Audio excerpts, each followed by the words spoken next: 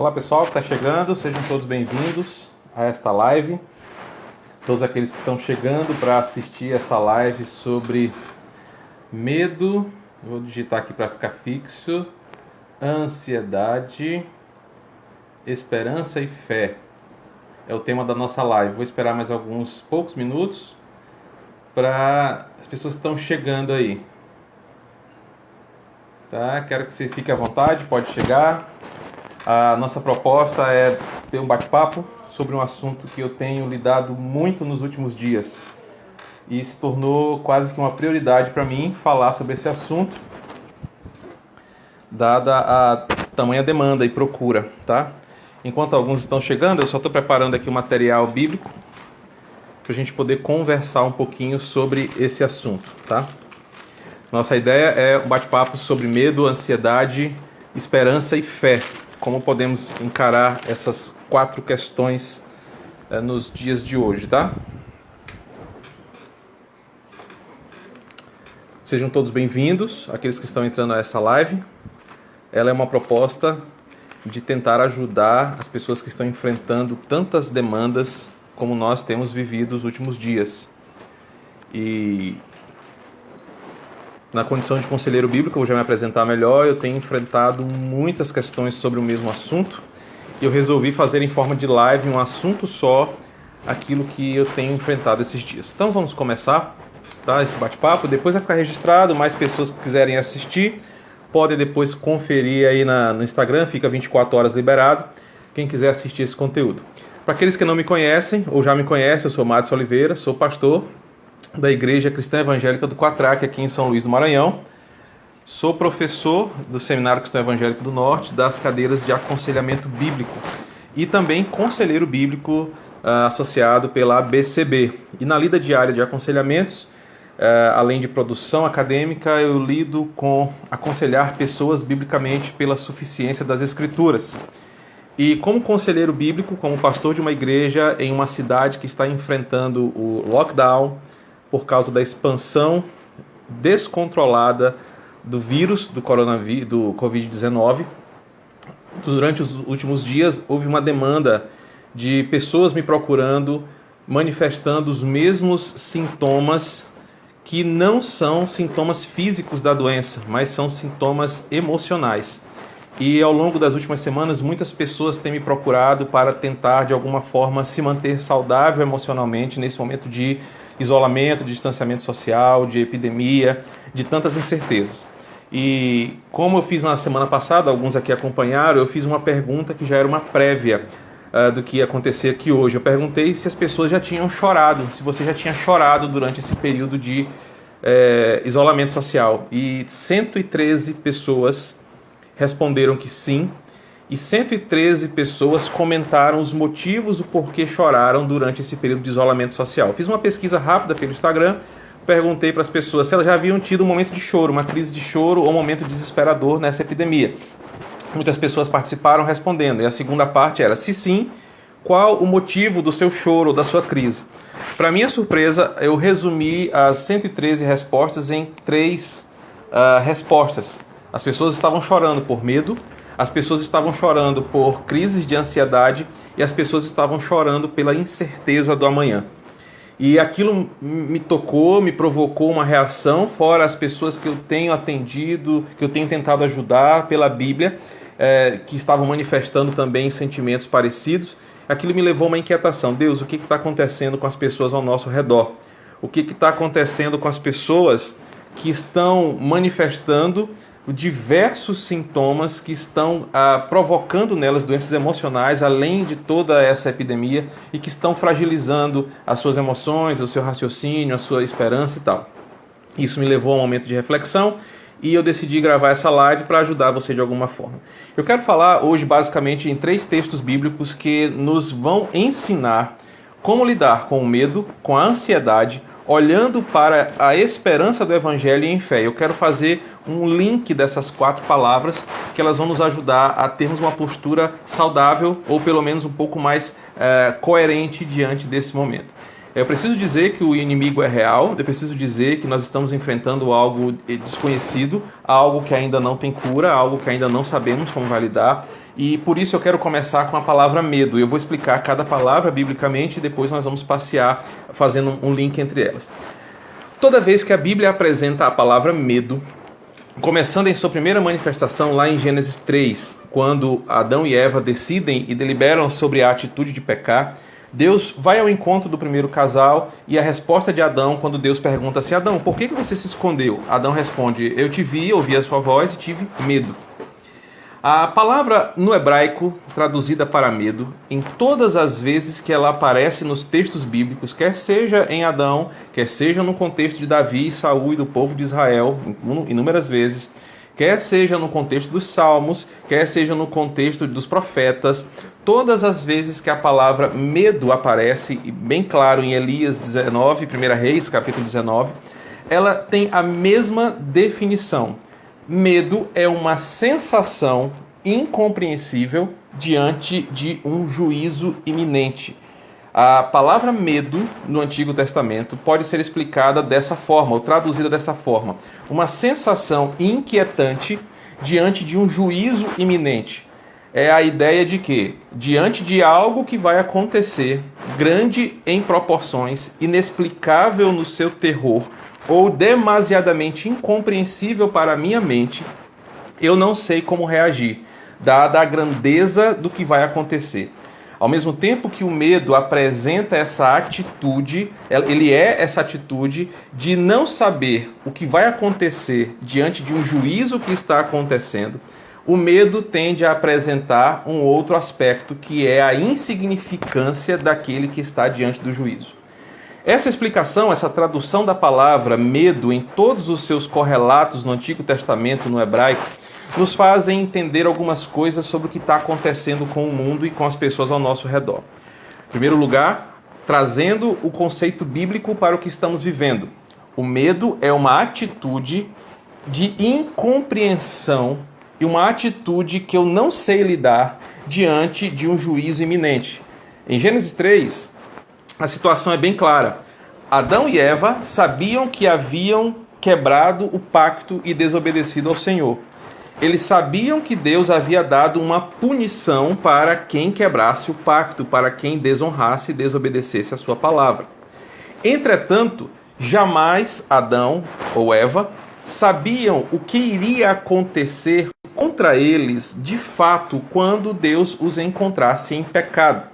Então, diante desta ameaça de juízo, que eles não tinham a dimensão do que iria acontecer, a atitude do primeiro casal é ter medo. Logo, fazendo a relação bíblica entre o conceito de medo e aquilo que estamos vivendo, é totalmente cabível ao que as pessoas estão vivendo agora. Nós estamos diante de um elemento de juízo inexplicável, incompreensível e que nós não temos a dimensão de como isso afetará o nosso futuro e a nossa humanidade. Diante dessa impossibilidade de saber o real tamanho daquilo que irá nos afligir e que já está nos afligindo, a reação humana natural é ter medo. O medo diante de um juízo iminente, diante de algo tão grandioso, tão poderoso que eu não consigo explicar. Então, quando pensamos nesse aspecto bíblico da palavra medo no hebraico, nós entendemos que o medo é uma atitude do homem diante daquilo que ele não compreende, diante daquilo que ele não imagina como aquilo afetará.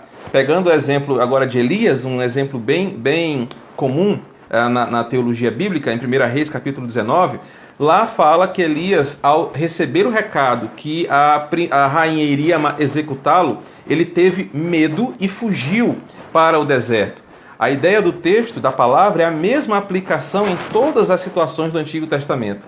Por não imaginar o tamanho da ira, por não imaginar o que aconteceria contra ele se ele caísse nas garras de Jezabel, Elias foge com medo. A atitude de Elias é: eu não sei o que vai acontecer, eu não sei o tamanho da tragédia que virá contra mim se essa mulher me pegar vivo. Então eu tenho medo. Da mesma forma, em vários contextos, quando o povo de Israel estava diante de um inimigo muito potente, e eu cito aqui o relato de Davi, Saul e os filisteus, o povo teve medo do inimigo. Por quê? Porque eles não sabiam o tamanho do estrago que aconteceria contra eles se os inimigos aterrorizassem a cidade, eles caíssem nas garras do inimigo. Portanto, o medo é uma atitude humana em relação ao que é grandioso, intempestivo e incompreensível aos nossos olhos. Tendo dito isso, é fácil entender por que as pessoas em plena época de epidemia viral, pandemia, estão tendo relatos de medo, estão chorando por causa do medo, estão tendo medo das coisas que vão acontecer. A aplicabilidade do conceito bíblico aqui cai exatamente no que estamos vivendo. Nós não sabemos o que é a dor de contrair esta enfermidade, nós não sabemos os estragos que ela vai trazer para a nossa família, para a nossa cidade, para o nosso país. É um inimigo ou algo totalmente incompreensível por nós, por isso nós temos medo. Dentro do campo do comportamento humano, também há uma concordância com a aplicação bíblica do termo. O medo, ele é uma atitude humana que contém um aspecto positivo. O medo nos preserva. O medo nos faz não extrapolar os nossos limites e nos mantém dentro da regra.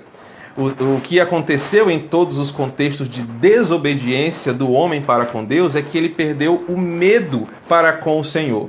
O sábio, no livro de Provérbios, associa o medo não com o pavor, mas o medo com o temor, o de respeitar aquilo que é maior do que eu e por isso submeter-me em obediência. Quando há uma quebra do temor, há uma quebra do medo, há, portanto, uma afronta contra o desconhecido. Por isso que o medo, sendo essa atitude diante do desconhecido, do grandioso e daquilo que eu não consigo interpretar, me tem, uma certa forma, um controle da minha atitude. Mas existe um tipo de medo, esse sim pecaminoso, quando o medo se torna paralisante, quando o medo se torna algo que me impede de confiar, me impede de seguir, me impede de caminhar em promessas, na esperança e na fé. Por isso que eu comecei falando biblicamente sobre o medo. O medo bíblico, quando pecaminoso, é aquele medo que olha para o juízo, olha para algo tempestuoso, grandioso, inexplicável e se paralisa porque não confia na esperança, na promessa e na fé. O aspecto elementar do medo aqui traz para nós um primeiro indicativo do que está acontecendo com as pessoas ao redor do mundo. As pessoas, por estarem com medo da epidemia global, elas estão se entregando a esse sentimento por não terem condições em si, quer seja na sua teologia, quer seja na sua cosmovisão, condições de andarem apesar do medo. É por isso que o apóstolo diz que o verdadeiro amor lança fora todo medo. É por isso que nas Escrituras há sempre uma menção de Yahvé sendo aquele que carrega os seus filhos em momentos de medo. Salmo 23, Salmo 91 e vários outros textos nos mostram que em ambientes de medo, quando a humanidade sente medo do desconhecido, sente medo do juízo iminente, é Yahvé quem toma conta dos seus filhos e os carrega no colo, os guarda debaixo das suas asas, o protege como a galinha protege os seus pintinhos, é aquele que é o escudo daquele que está com medo. Em tempos desses como os nossos, onde as pessoas estão com medo, é natural que esta manifestação, esta atitude, se torne um sentimento quase que generalizado. Primeiro, porque é o medo, num aspecto positivo, se é que eu posso dizer esse aspecto positivo, ele me preserva. É o medo que me faz não querer estar me colocando em risco diante da epidemia. O medo de contrair este mal e trazer para dentro do meu lar me coloca diante de regras, me coloca a aceitar regras que às vezes são contra a nossa própria civilização, como, por exemplo, o enclausuramento, o isolamento e o distanciamento social. Entretanto, esse mesmo sentimento, diante de um juízo que nós não sabemos quando virá e como virá, nos faz pecar porque ele domina o nosso corpo. Assim como o exemplo de Elias, em 1 Reis, capítulo 19, ao ter medo do que Jezabel faria contra ele, ao ter medo do que poderia acontecer contra ele, ao invés de confiar naquele mesmo Deus que 2 capítulos antes matou os profetas de Baal, fez descer fogo do céu, operou através da vida dele em diversos aspectos e momentos, aquele medo pecaminoso fez com que Elias fugisse para a caverna. Então observa que há uma relação íntima entre o medo, conforme a Bíblia apresenta, e o medo como nós estamos vivendo hoje como um sentimento generalizado. É impossível dizer que numa escala maior ou menor, mais responsável ou mais irresponsável que seja, as pessoas não estejam vivendo um ambiente de medo. Todos estão vivendo o medo de alguma proporção, porque o medo é uma atitude humana diante do desconhecido, de um juízo iminente e da compreensão da nossa insignificância.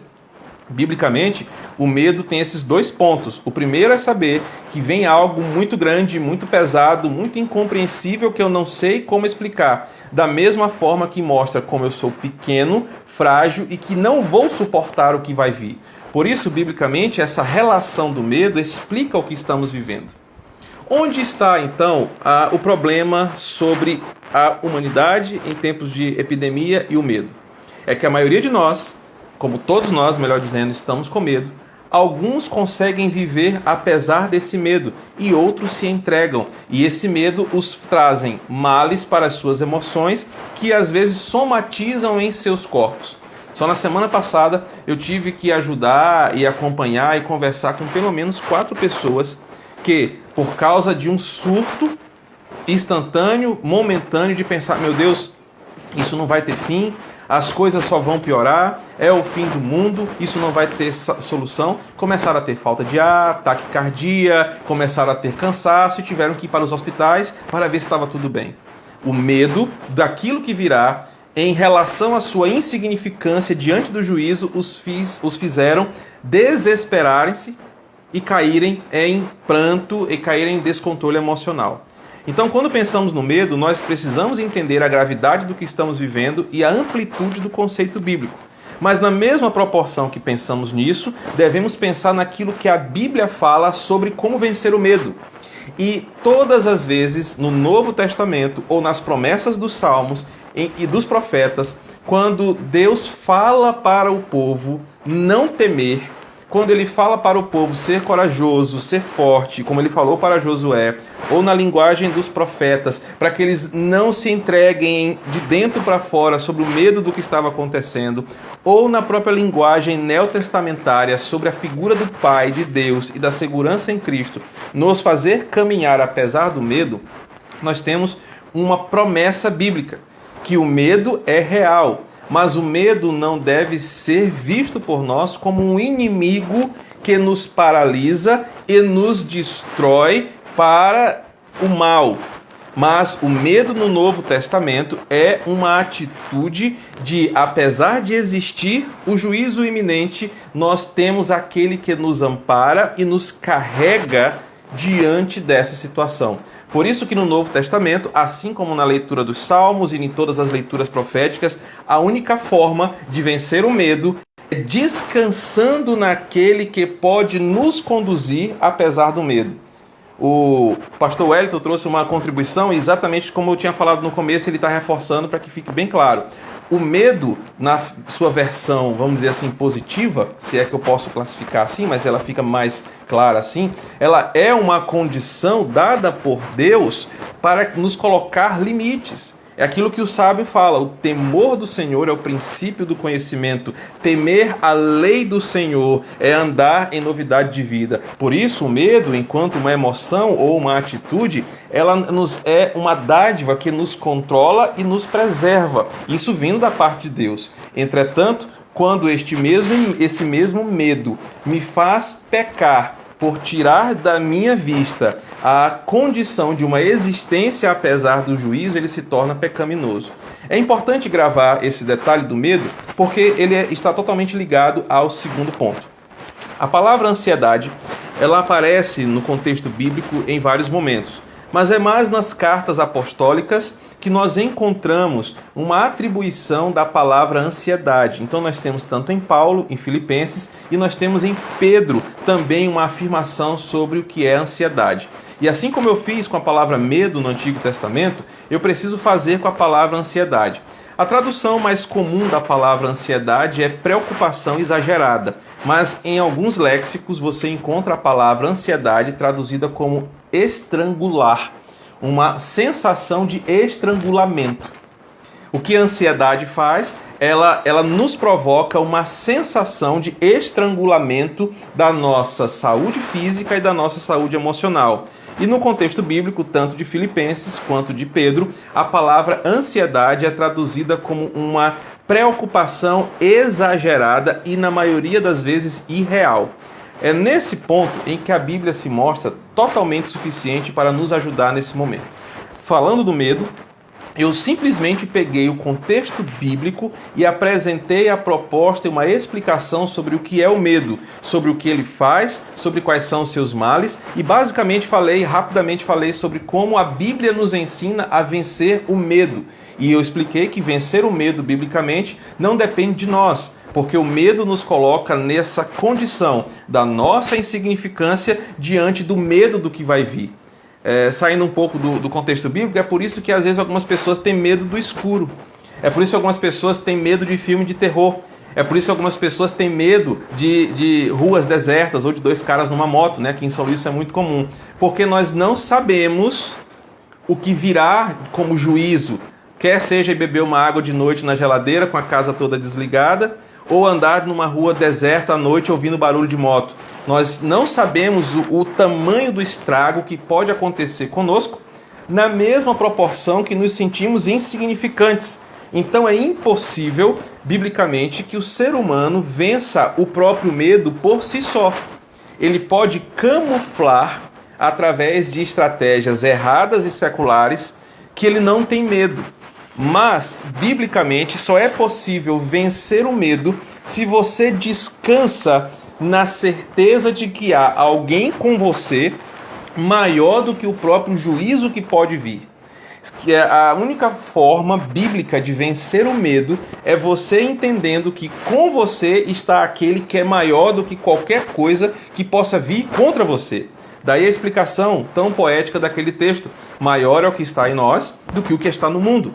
Com essa confiança é que os profetas, é que os salmistas, é que os apóstolos incentivam a ideia de que só é possível vencer o medo abraçando o amor, porque esse verdadeiro amor, que é Cristo, que é o Pai, que é a salvação, lança fora todo o medo, inclusive o medo de uma condenação eterna. Então, biblicamente, a Bíblia nos garante que o medo é real, o medo não é totalmente prejudicial, porque ele tem uma conotação de limitar a preservação da nossa vida, mas é um medo que também nos faz pecar, quando, diante dessa compreensão do juízo, do incalculável, do imprevisível, daquilo que nós não sabemos como é, aquilo pode nos travar, nos deixar em desespero.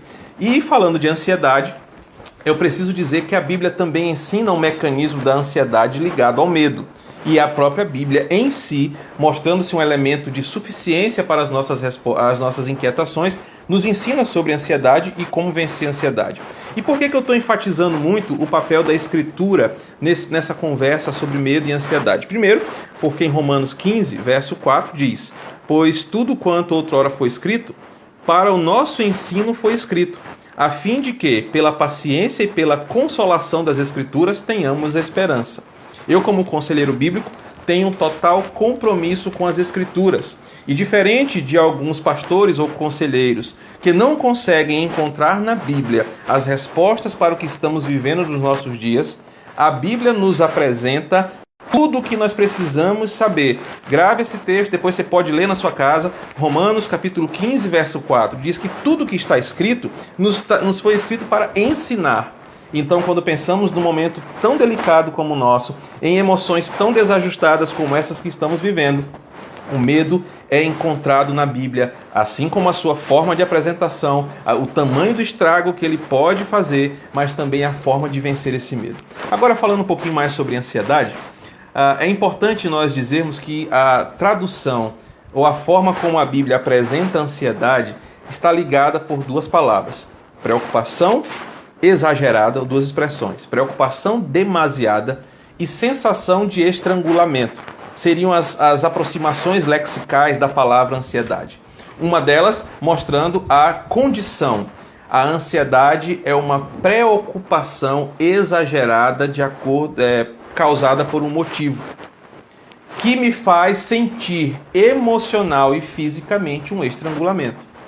Aos psicólogos que estão, porventura, assistindo essa live, aos psiquiatras que trabalham com o DSM-4 ou 5, vão lá observar que os sintomas do TAG, o transtorno de ansiedade generalizada, são muito comuns. A taquicardia, a palpitação, a dispneia, a hiperventilação. Todos esses elementos de um transtorno de ansiedade são manifestos no físico, porque há uma sensação, literalmente, de aperto no peito, de estrangulamento, de que são os momentos finais de um ato desesperado de vida. Mas deixando um pouco a psicologia de lado, olhando apenas para a Escritura, essas duas traduções da palavra ansiedade me ensinam como ela funciona no nosso corpo.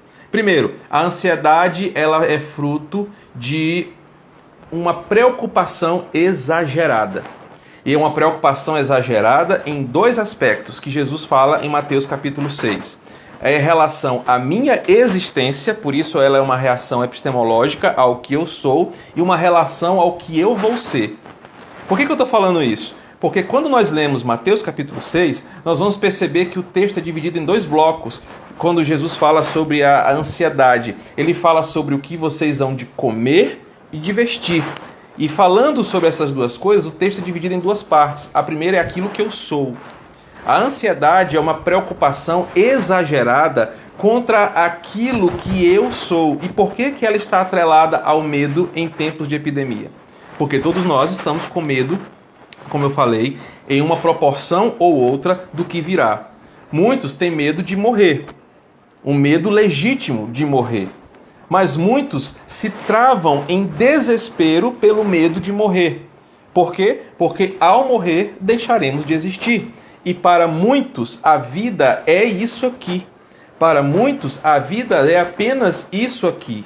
E não tendo a segurança bíblica de que vence o medo com a eternidade com Cristo, que segundo os apóstolos Paulo e Pedro, é infinitamente melhor estar com Ele, onde há uma herança incorruptível, onde nem olhos viram, nem ouvidos ouviram. Essas pessoas que temem de forma exagerada, preocupam-se demasiadamente com as questões aqui.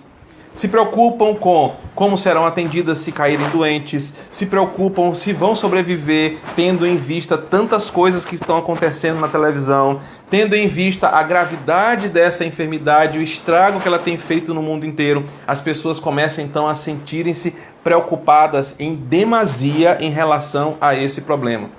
Conjugado ao medo, essa preocupação exagerada nos mexe de dentro para fora, porque nós temos as nossas emoções abaladas, nós temos a nossa rotina abalada e nós temos o nosso corpo refletindo toda essa inquietação.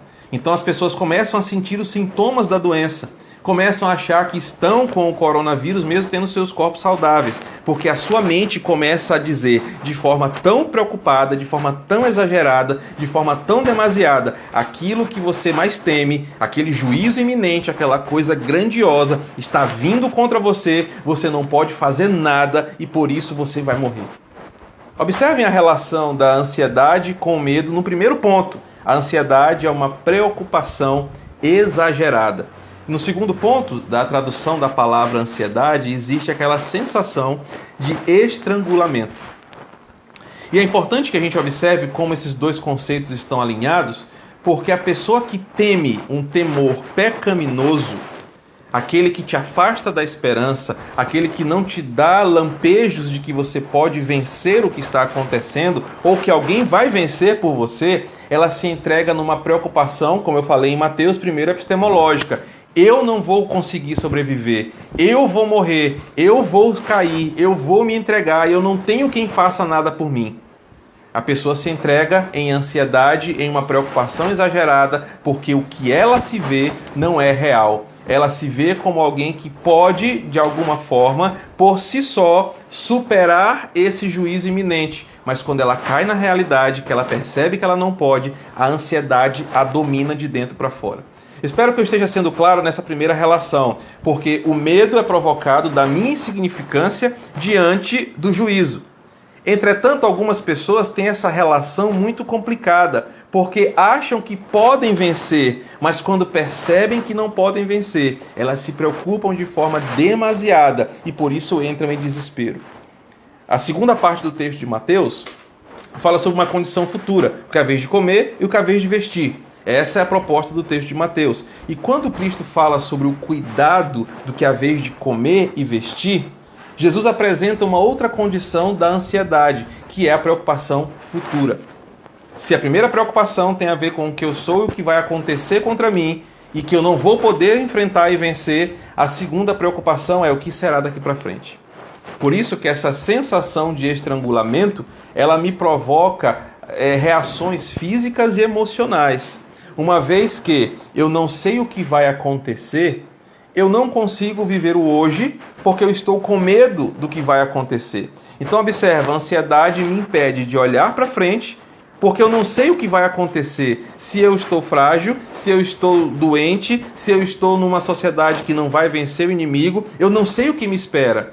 E eu olho para o hoje e não consigo viver porque eu estou paralisado diante do juízo iminente. Observem que essa situação deixa qualquer ser humano em pânico, em uma crise que ele não consegue contornar. Por isso que a epidemia, ela tem servido para nos ensinar algumas coisas. E é a parte final desta live, nos explicando sobre esperança e fé, que vão nos ajudar a entender o medo, a ansiedade e como vencê-los. Quando nós olhamos para a Bíblia, o apóstolo Pedro, no capítulo 5 da sua epístola, da primeira carta, vai falar para aqueles irmãos sobre como eles deveriam lidar com a ansiedade e com o medo. Literalmente, Pedro vai dizer assim: lancem sobre ele, sobre Cristo, toda a vossa ansiedade, porque ele tem cuidado de vós. E o que Pedro vai fazer aqui, agora fazendo um resumão aqui. O povo estava com medo da perseguição, eles não sabiam o que era cair na mão da milícia romana, eles não sabiam o que era ser exposto em pleno Coliseu para serem devorados e servirem como espetáculo ao mundo. Eles estavam com medo da fúria dos opositores do cristianismo. Eles estavam diante de um juízo iminente. Muitos ali perderam seus familiares, muitos ali estavam como peregrinos dispersos, fugindo daquela situação perigosa. Estavam preocupados de forma demasiada.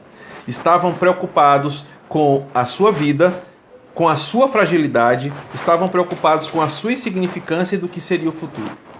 Como uma mãe que olha para os seus filhos pequenos, como alguém que olha a sua empresa indo à falência, como alguém que vê o seu dinheiro na conta bancária diminuindo dia após dia, como alguém que não vê esperança na televisão, nas notícias. Essas pessoas da carta de Pedro estavam com medo e vivendo uma preocupação exagerada que estava literalmente estrangulando as suas expectativas. Pedro agora vai apresentar para eles uma resposta bíblica. E essa mesma resposta que Pedro apresenta é uma resposta que nós devemos aplicar hoje para pessoas ao nosso redor que estão com medo e com ansiedade. É a mesma dinâmica bíblica, serve para nós hoje. Uma vez que nós lemos em Romanos que a Bíblia tem todas as respostas e o que está escrito aqui serve para nós, independente do juízo que virá, independente do tamanho do inimigo que está assolando a nossa existência, pode ser o próprio Deus, como nós vimos em Gênesis, podem ser os inimigos do povo, pode ser a punição da mão divina como em juízo contra um povo pecador. A dinâmica bíblica vai nos ensinar como viver em momentos de medo e ansiedade. E Pedro começa dizendo o seguinte: tenha uma atitude. A atitude é lançar sobre ele toda a vossa preocupação exagerada. Pedro começa cobrando àqueles irmãos uma atitude diante do medo e da ansiedade. É verdade que o medo é paralisante, É verdade que a ansiedade não nos permite fazer muita coisa a não ser nos corroermos na nossa própria preocupação. Entretanto, Pedro destaca que a única forma de vencer o medo, nós já ouvimos aqui, que não é por conta própria, não é pelas nossas próprias forças, é apenas confiando naquele que é escudo, né, naquele que é fortaleza, aquele que é refúgio, aquele que é poderoso, maior do que todas as forças. Pedro vai dizer, vocês precisam ter uma atitude, que é a de sair deste ambiente que acaba com vocês e apenas mudarem o foco do seu olhar. Pedro não nos diz que nós devemos vencer o medo por nós mesmos. Pedro não diz que nós devemos curar a ansiedade fazendo terapia. Pedro não diz que nós devemos vencer a ansiedade tomando ansiolíticos. Pedro não diz que nós devemos vencer a ansiedade fingindo que as coisas não estão acontecendo. E esses são os grandes problemas da nossa geração exatamente nesses dias. Eu não sou contra as lives, eu não sou contra a vida midiática de Instagram, mas o mecanismo que muitos estão usando para fingir que está tudo bem é assistir lives, é fazer pequenas festas em sua casa, ouvindo os seus cantores preferidos, fugindo da realidade. Outros vivem em festinhas, em alegrias, como se esse fosse um momento que nós superamos com alegria. Pedro não está dizendo que nós venceremos a ansiedade ou o medo por conta própria. Primeiro que a Bíblia diz que há tempo para tudo. E esse tempo não é um tempo de alegria. A Bíblia não diz que em tempos de dor nós devemos estar como se a dor não existisse. A Bíblia fala que há tempo de chorar, há tempo de prantear, há tempo de se alegrar. Nós estamos vivendo tempos pesados de pranto, clamor e súplica. E nós não venceremos a ansiedade fazendo de conta que ela não existe. Fazendo de conta que não existe uma preocupação global que nos está colocando um medo generalizado. A primeira atitude que Pedro diz é: o que vocês têm que lançar sobre ele? Pedro cobra aquelas pessoas que eles saibam, que eles tenham a noção exatamente daquilo que os deixa preocupados de forma demasiada, que os deixa com a sensação de estrangulamento e aquilo que os faz temer pelas suas próprias vidas. No exemplo de Gênesis, Adão e Eva sabiam, meu Deus, nós sabemos que Deus vai nos punir. Eles tinham uma noção exata do que fizeram, uma noção exata do seu pecado.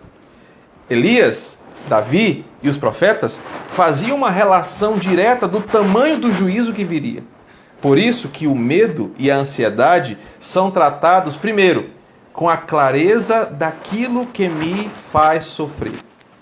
Nessa investigação, nós vamos perceber algumas coisas interessantes. Primeiro, se você está demasiadamente preocupado com a morte pelo coronavírus, você vai chegar no epicentro do seu coração, que é a fonte das nossas atitudes. Provérbios 4, 23, Lucas 6, 45 falam sobre o coração ser a fonte de vida, a fonte das nossas atitudes. Então, se você chega numa conclusão, cara, eu estou com medo de morrer desta epidemia, e este medo de morrer, ou de perder o meu pai, perder a minha mãe, perder os meus filhos, perder a minha casa, perder a minha empresa, for o grande motivo do teu medo pecaminoso e paralisante, você pode descobrir que talvez as tuas perspectivas não estejam corretas. Que talvez você esteja olhando para esta vida com uma lente errada.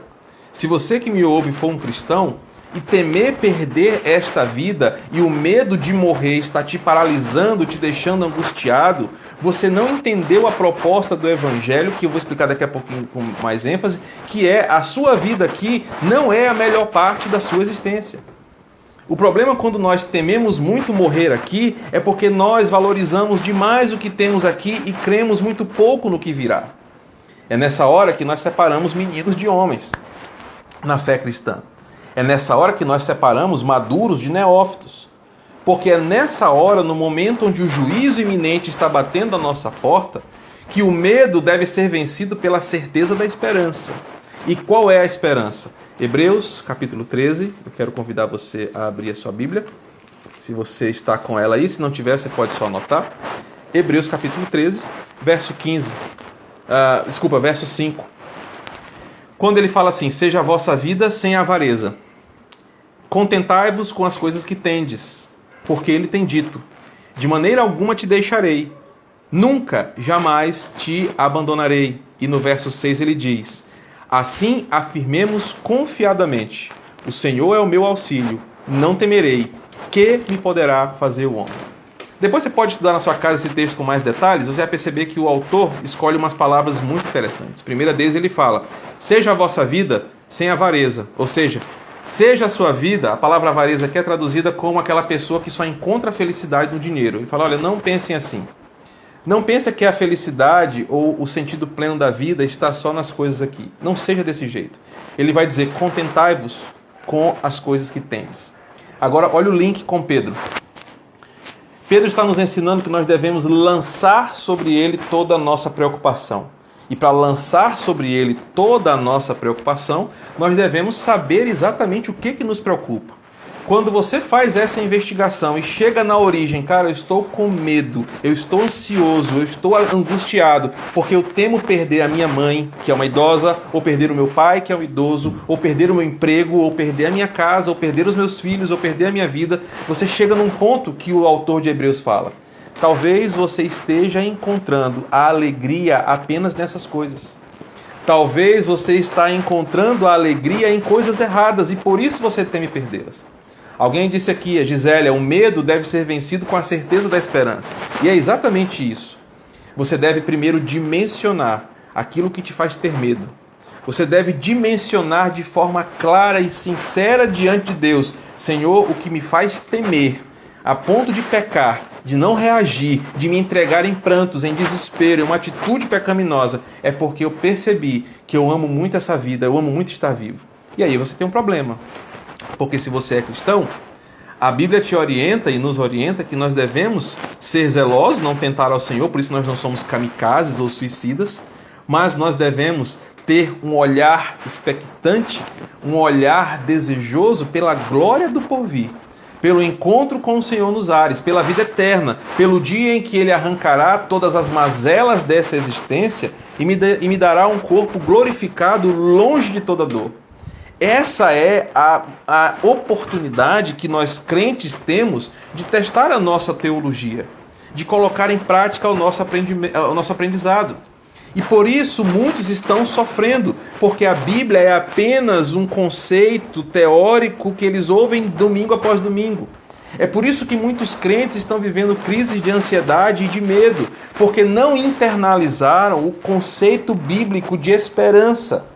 E ao investigarem o tamanho das coisas que eles têm que colocar ao Senhor, eles chegam exatamente naquilo que os faz pecar. Alguns autores, lá de Limoeiro do Norte, como meu amigo Wellington e o meu grande amigo também Rony, trabalham muito sobre isso, falando sobre ídolos do coração. Para você lançar sobre ele toda a sua ansiedade, toda a sua preocupação exagerada, primeiro você tem que saber o que isso é na sua vida. Quando você chega nessa fonte, você vai descobrir: cara, mas isso é pecado. Eu estou com medo de perder o emprego. Eu estou com medo de perder a minha mãe, meu pai, a minha própria vida. Mas espera aí, a vida não é minha. Eu não sou o Senhor sobre vida e morte. Eu não sou responsável pela minha vida. É por isso que o texto de Mateus fala que isso não vai acrescentar nada. Porque a palavra de Deus já foi determinada sobre o dia dos nossos, o tempo da nossa vida aqui. Pedro vai dizer: primeiro, tenham noção exata daquilo que preocupa vocês. Tenham noção exata daquilo que vocês têm e que deixa vocês com medo. E agora lancem sobre ele. E vem exatamente agora a proposta bíblica, que é a parte final: esperança e fé. Nós vivemos o medo e a ansiedade porque nós olhamos pela perspectiva errada. Nós estamos com medo do porvir. Nós estamos ansiosos pelo dia de amanhã.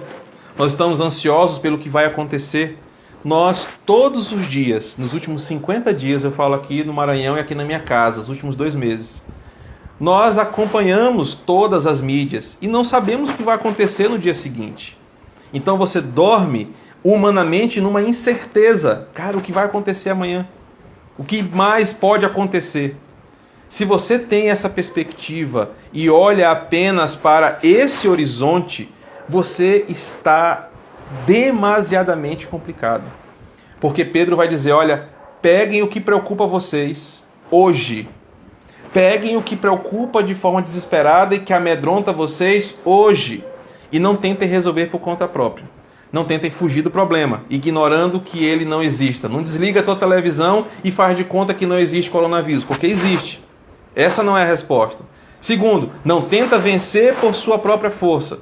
Não tenta achar que você sozinho vai resolver o problema mundial. Você não vai resolver.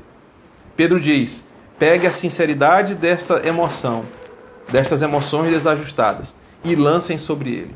E a fórmula de Pedro é justamente essa. Pedro aponta para a esperança do link que veio em Hebreus 13, versículo 5 para nós. A esperança da promessa. O autor diz, contentai-vos com as coisas que tendes, porque ele tem dito, de maneira alguma te deixarei, nunca jamais te abandonarei. Pedro e o autor de Hebreus lançam o alicerce para vencer o medo e a ansiedade. É a esperança. A esperança de saber que o que eu vivi até hoje foi conforme a vontade do Senhor para a minha vida. E ele começa a mudar a perspectiva. Em vez de pensar naquilo que você não viveu, meu Deus, se eu contrair o vírus e vier a falecer com 38 anos, 40 anos, 20 anos, 50 anos, em vez de você pensar no que você não viveu, Pedro e o autor de Hebreus vão ensinar você a ser grato por aquilo que você já viveu. E essa é a forma de nós vencermos a ansiedade e o medo. É não olhando para o que não vivemos, ou o que não viveremos, ou o que perderemos, mas olhando para o que vivemos, para aquilo que fomos agraciados por viver, mesmo sendo em 20 e poucos anos ou 80 e poucos anos. Pedro e o autor de Hebreus diz, contentai-vos com as coisas que tendes. Sejam satisfeitos com aquilo que vocês viveram até hoje pelo Senhor. Pedro diz, olha, peguem essas emoções, isso que está inquietando vocês de forma exagerada, coloquem diante dele, mas façam isso de acordo com a promessa. Pedro fala isso na parte final, porque ele tem cuidado de vós. E a forma verbal aqui não é futura, não é porque ele cuidará de vós. E eu fiquei horas e dias pensando nesse texto. Quando eu perguntei para os meus seguidores aí que compartilham comigo as redes sociais sobre a questão do choro, eu também fui conflitado por esse medo em alguma proporção. E quando eu observei que Pedro não fala, ele vai cuidar de vós, mas ele fala que ele tem cuidado de vós, Pedro traz para a nossa experiência. E aqui o texto de Hebreus e de Pedro se juntam numa verdade. Você e eu temos uma história de vida que comprova que Deus já tem cuidado de nós até esse exato momento. Por quê? Porque o texto de Hebreus agora vai dizer, ele deu uma promessa, de maneira nenhuma te deixarei. E a palavra deixarei é importante ser interpretada aqui. A palavra deixarei significa, eu jamais desistirei de você. Eu jamais afrouxarei a corda que te segura. Eu jamais te abandonarei ou te deixarei afundar. A palavra aniemi. Deus está dando uma promessa dia após dia para os seus filhos e por isso ele fala, lancem sobre mim a ansiedade e o medo, porque eu já provei para vocês. Eu tenho cuidado de vocês, não porque vocês merecem, mas porque eu prometi que nunca, jamais deixaria vocês. O que Pedro está ensinando é que a forma de nós vencermos a ansiedade e o medo não é procurando um terapeuta, não é tomando remédio, mas é entendendo como Deus age em favor dos seus filhos pela Escritura, é pela experiência. E se você, nesse exato momento, parar para pensar no que você tem, no que você viveu, você vai comprovar, Deus tem cuidado de você. Por quê? Não é porque você mereça, não é porque você fez por onde, não é porque você é um bom dizimista, não é porque você é bonito ou feio, etc e tal. Porque Deus deu uma promessa, e a promessa é, eu jamais te deixarei. A segunda parte do texto de Hebreus fala, eu nunca, jamais te abandonarei. E a palavra abandonarei aqui também é importante para a gente destacar, porque tem a ver com deixar em grande dificuldade sozinho. É deixar para trás, esquecer de caminhar junto, é deixar jogado para morrer. O autor de Hebreus usa essas duas palavras para lembrar da promessa que Deus fez para o seu povo. Eu nunca te abandonarei, de maneira alguma te deixarei. Nunca, jamais te abandonarei. Ele está fazendo menção de Deuteronômio e de Juízes, mas ele está nos lembrando uma realidade bíblica. Só podemos vencer o medo e a ansiedade olhando para as coisas que Deus já fez e não olhando para as coisas que nós vamos perder se não acontecerem. Até porque, se um dia o vírus bater à nossa porta, nós viermos a falecer do medo que nós estamos tanto temendo, ou qualquer outra mazela, isso acontecerá com essa promessa bíblica se cumprindo, mesmo na hora da morte, e qualquer forma que seja ela. Deus nunca nos deixou sozinhos. Deus nunca nos abandonou. Ele nunca nos deixou de lado para morrer sozinho em dificuldade ou sem ter auxílio. Ele continua nos sustentando em suas mãos. Como é que Pedro me ensina a vencer a ansiedade? Pedro diz: peguem todas essas coisas, o medo paralisante que te faz chorar, que te faz não ter expectativa no amanhã, que te faz se desesperar e fugir da realidade, aquilo que está te angustiando, te preocupando de forma exagerada. Pega isso num grande pacote, rasga o teu coração e diz: Senhor, a causa que está me afligindo é essa. Eu tenho medo disso, eu estou sofrendo por causa daquilo, eu estou preocupado de forma demasiada com o que eu vou comer, como eu vou pagar minhas contas, como vai ser o mundo pós-epidemia. Coloca tudo isso diante dele. E o texto diz: só coloca lá. Você não precisa fazer mais nada, a não ser depositar isso e olhar para as promessas de esperança. Isso tudo é um ato de fé. E vem a última parte. Isso tudo é um ato de fé. Você pega a promessa, coloca toda essa preocupação exagerada, a ansiedade e o medo. Coloca diante da promessa: Senhor, mas foi o Senhor que disse. É a tua palavra que diz que o Senhor nunca me abandonaria. Eu é que estou pecando porque duvido do teu cuidado. Em todas as características que nós vamos aprender sobre manifestações de ansiedade, elas são pecaminosas porque duvidam de Deus em seu cuidado. Como conselheiro bíblico, eu sempre trabalho essa expectativa. Toda ansiedade e suas manifestações são pecados, porque elas desconsideram as promessas de Deus. Porque elas desconsideram o cuidado de Deus, não no futuro, mas que Ele já tem cuidado de nós. Toda manifestação de ansiedade é pecaminosa, porque ela põe em xeque as promessas do Senhor em sua palavra. O texto de Hebreus diz: Ele nunca vai nos abandonar, mesmo se você estiver num leito de UTI.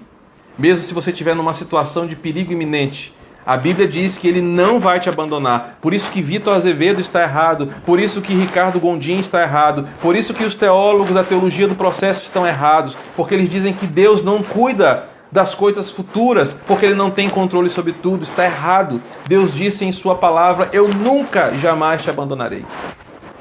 Como é que nós vencemos o medo e a ansiedade? É pegando tudo aquilo que nos aflige de forma sincera, avaliando o nosso coração, a fonte da nossa motivação.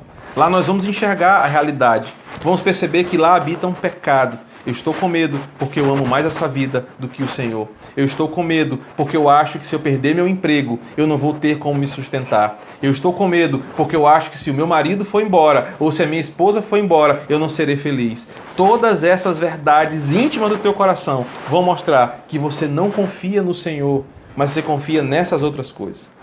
Pedro te chama, pega essas coisas, coloca diante dele. E prove, como você tem provado até hoje, Ele tem cuidado de vós. A promessa te traz esperança. E por fim, isso é um ato de fé. É um ato de fé porque você não vai ter uma receita de bolo ou uma receita médica dizendo: olha, leia 3 salmos por dia, faça 2 orações e você não terá ansiedade. Não. Todos os dias, o medo continuará batendo na sua porta. E falando agora sobre o momento que vivemos, até descobrirmos uma vacina, até descobrirmos um meio de imunizar a população, uma medicação, esse medo vai continuar sendo real. Nós vamos provar dias ainda piores do que estamos vivendo. A Europa começou a fragilizar os isolamentos sociais, mas daqui a pouco vai ter que voltar. Nós vamos viver dias tempestivos onde a nossa vida será colocada em risco. Mais ainda. O problema é que, diante desse juízo iminente, dessa coisa que nós não sabemos que vai acontecer, nós vamos desconfiar das promessas de Deus, Nós vamos desacreditar do seu poder e da sua palavra.